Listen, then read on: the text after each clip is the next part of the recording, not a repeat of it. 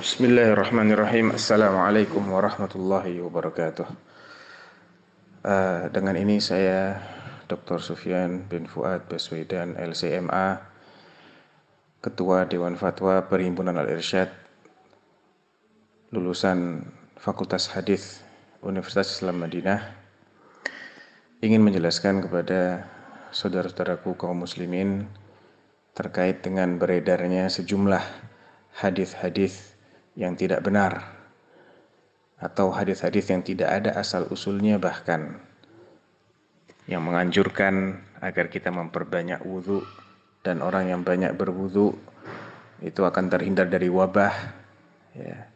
Disandarkan kepada Imam At-Tabrani. Ini adalah hadis yang tidak benar, karena para sahabat Rasulullah Shallallahu Alaihi Wasallam yang mereka itu adalah generasi terbaik, yang paling menjaga wudhunya, banyak yang wafat karena wabah penyakit taun. Yang kedua, hadis tentang anjuran untuk berlindung ke masjid saat terjadi wabah. Ini juga hadis yang batil, yang tidak benar, karena tidak ada penjelasan sedikit pun tentang derajatnya sama sekali, dan bahkan dia dinisbatkan kepada kitab-kitab hadis yang tidak terkenal, kecuali sebagai pemuat hadis-hadis yang lemah dan hadis-hadis yang nyeleneh. Ad-Dailami, Ibnu Asakir, Al-Kamil, dan lain sebagainya, Ibnu Adi. Ini adalah kitab-kitab yang sengaja memuat hadis-hadis yang lemah. Jadi apabila ada suatu hadis dinisbatkan kepada kitab ini, maka yang pertama kali menjadi indikator adalah justru indikator dia sebagai hadis yang lemah. Dan yang tidak kalah pentingnya para saudaraku kaum muslimin, bahwa sebenarnya penyakit ini lebih dahsyat daripada yang diberitakan secara resmi, karena jumlah mereka yang tidak terdeteksi sebagai pengidap virus corona COVID-19 jauh lebih besar daripada mereka yang terdeteksi.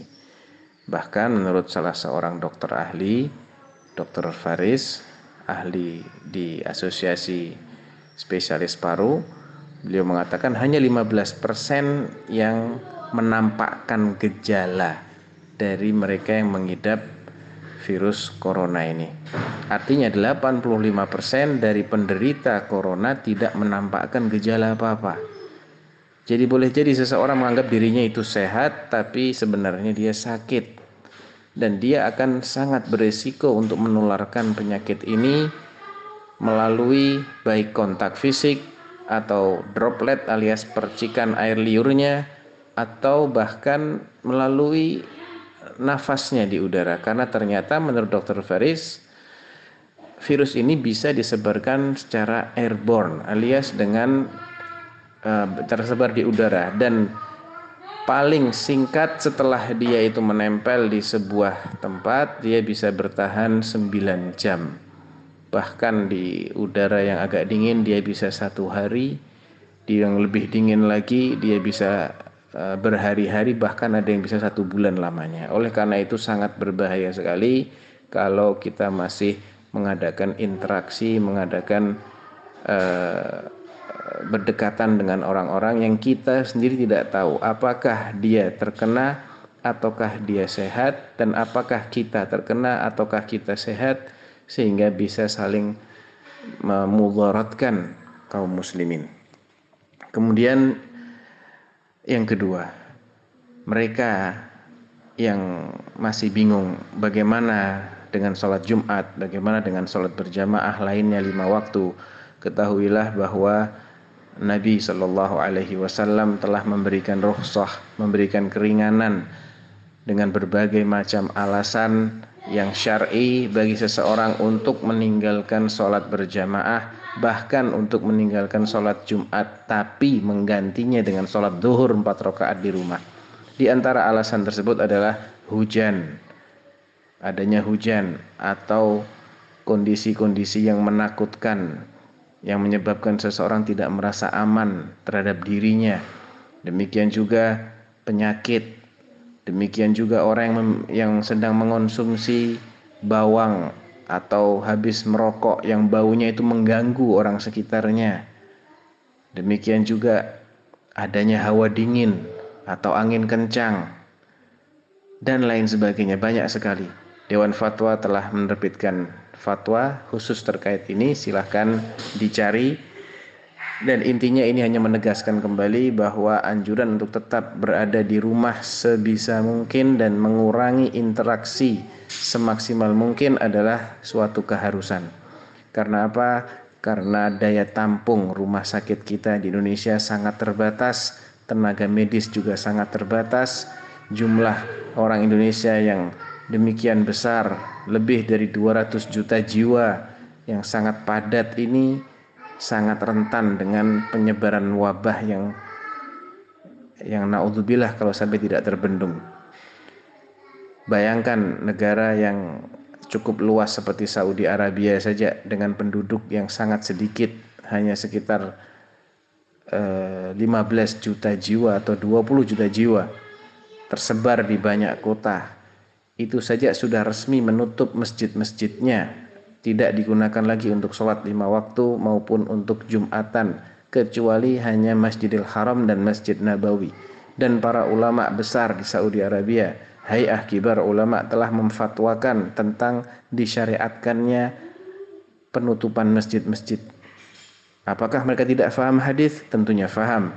Apakah mereka tidak ingin kaum muslimin sholat? Tentunya mereka lebih ingin kaum muslimin sholat daripada siapapun yang tidak bertanggung jawab dalam menyebarkan hadis-hadis yang tidak benar tadi. Mereka faham, karena tapi bahayanya lebih besar, maka mereka memfatwakan supaya sholat di rumah. Jadi yang ingin sholat zuhur, sholat asar, sholat maghrib, sholat isya, sholat subuh, sholat saja di rumah masing-masing. Adapun sholat Jumat dilakukan di rumah dengan menggantinya sebagai sholat zuhur, sholat 4 rakaat. Ya, saya sengaja menegaskan kembali karena masih banyak orang yang menanyakan tentang masalah ini. Mudah-mudahan bisa difahami dan jangan mengambil sembarangan fatwa dari orang-orang yang tidak bertanggung jawab, tidak memiliki kredibilitas, tidak memiliki kapasitas ilmu, dan tidak mengetahui duduk perkaranya. Karena dia akan bertanggung jawab, menanggung dosa 2 kali lipat. Dosa menyebarkan informasi yang tidak benar, dosa berbicara tanpa dasar ilmu, dan dosa menjerumuskan orang lain sehingga menjadi korban penyakit yang mematikan ini. Wallahu ta'ala alam. Fatwa ini saya sampaikan di Kota Solo pada tanggal 19 Maret 2020 jam 19:18 waktu Indonesia Barat. Siapa yang ingin menyebarkannya, saya berikan izin untuk menyebarkannya. Dan bagi yang ingin penjelasan lebih lanjut, dapat merujuk kepada fatwa yang telah diterbitkan oleh Dewan Fatwa Perhimpunan Al-Irsyad, dapat diakses di website resmi kami www.dewanfatwa.com. Barakallahu fiik. Assalamualaikum warahmatullahi wabarakatuh.